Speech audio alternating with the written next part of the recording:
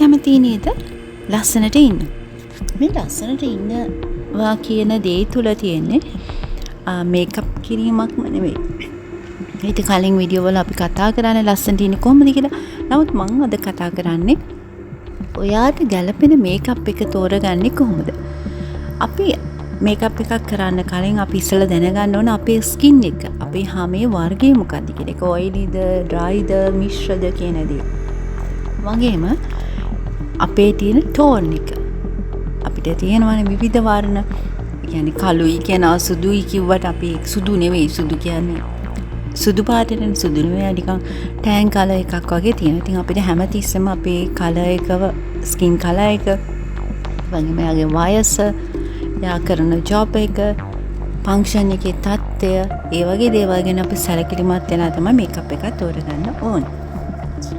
ගොඩක් දෙනෙකුට දැන් අපි මේකප් කරද්දී සාමාන්‍ය මේකප් එකකදී අපි මූණ පිරිසිදු කරලා, ක්ලෙන්ස් කරලා, ටෝන කරලා, මොයිස්චර් එකක් ඇප්ලයි කරලා, ඊට පස්සේ අපි බලනවා ප්‍රයිමර් එකක් යූස් කරනවා.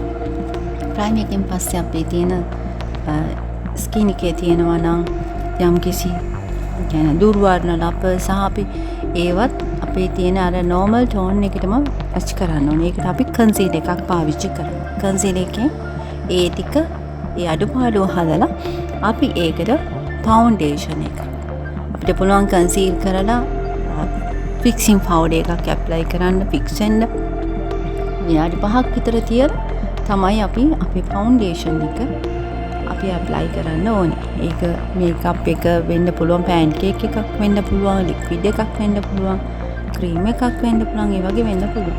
නමුත් ඒක වෙනස් වෙන්නේ අර මම කිව්වා වගේ ඔයාගේ ස්කින් එකේ කලර් එක, ස්වභාවය සහ ඔයා යන මේකත් එක්ක යන සහභාගී වෙන උත්සව අවස්ථාවත් එක්ක ඒක වෙනස් වෙනවා.